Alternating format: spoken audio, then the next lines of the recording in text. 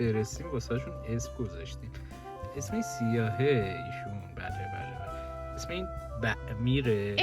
ای وای اسم اونم که حقیقش میکنه. چه بردیش؟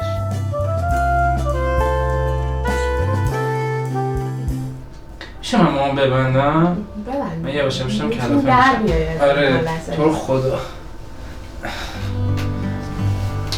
خدا رو شکر که اینجا کات میشه. نه کات نمیکنم. جنگلی ها رو نمیبینم. جنگلی ها رو هم ببینم دیگه. خوب و بدمون رو باید با هم ببینم. سلام. سلام. خوش آمدید به یک قسمت لطیف از ATM. لطیفه؟ امروز خیلی روز مهمیه و خاصیه و ما میخوایم یک یادگاری از خودمون به جا بذاریم برای آینده. نه برای خودمون به جا بذاریم. آیندگان کیندی؟ خب امروز راستشو بخواین ما سالگردمونه. بعد سر همین قضیه گفتیم یه کاری بکنیم که هم جسمی یه چیزی واسمون بمونه، همین که تو چنلمون یه چیزی بمونه تا ابد. از اینا پالت بهش بگم.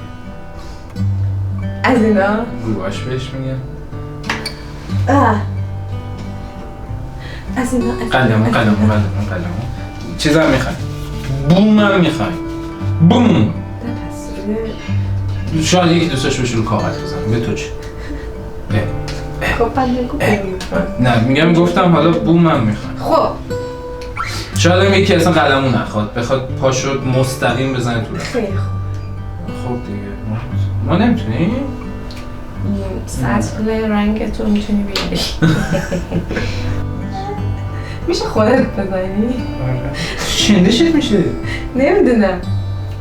بزن زیاد بزن قشنگ پر باشه بزن. چیز بزن. آها آره.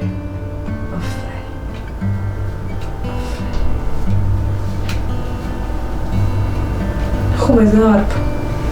بگی صاف باشه خوبه؟ صاف باشه بزن خوبه بزن هورا بزن.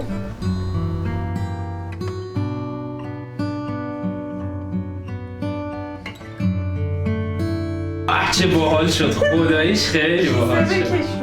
آره خب من بر رنگ خودم درست کنم.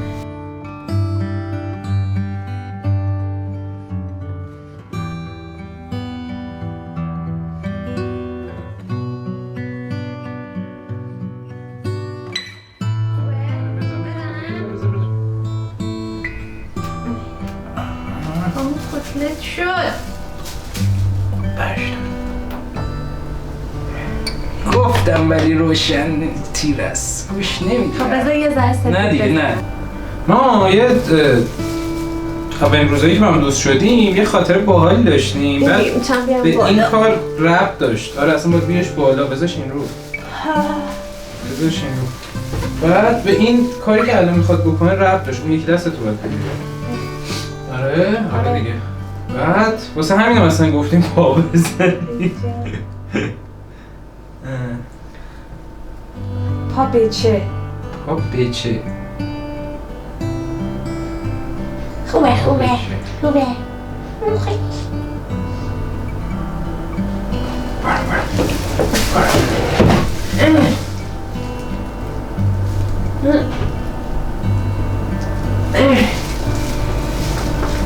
خوب شد؟ آره بذار خوشیم بشه میتونیم روش چیز کنیم. بچه ها انگشتا کشیده؟ آره بچه انگشت کشیده داره. چیه؟ من همه بچه باید یه شکل باشه. تازه انگشت کوچولوش هم گندسی.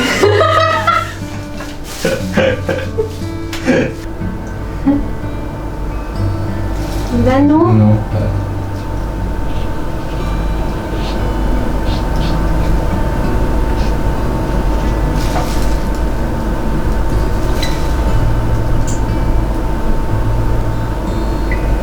جدی باید شد. جدی دوست داشتم. آفرین به خیلی خوب شد. من خیلی حال دارم میکنم. برکلا. ممنون. خداحافظ. فعلا. میام.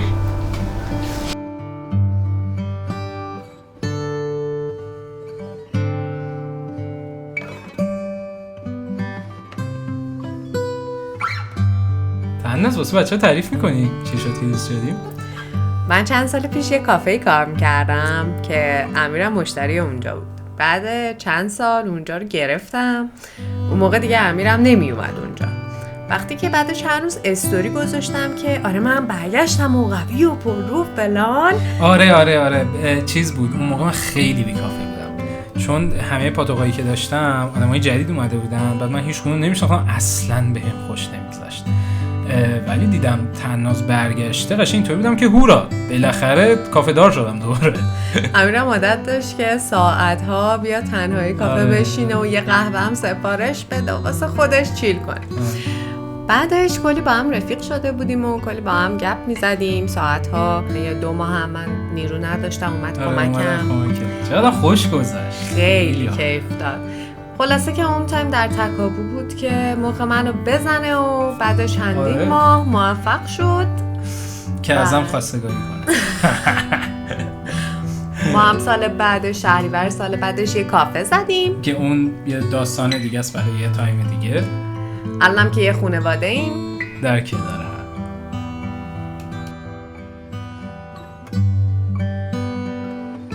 بچه‌ها دمتون گرم که تا اینجا ویدیو رو دیدین و توی این روز باحال با همون بودین. حالا اگه دوستمون داشتین تا اینجا ویدیو رو دیدین لایکتون نره، سابسکرایبمون کنین که ویدیوهای خیلی بیشتری قرار داشته باشیم با هم. دمتون گرم. تو چیزی نخواهی بگی؟ خیلی خوش گذشت بود کنارتون. 2 1 0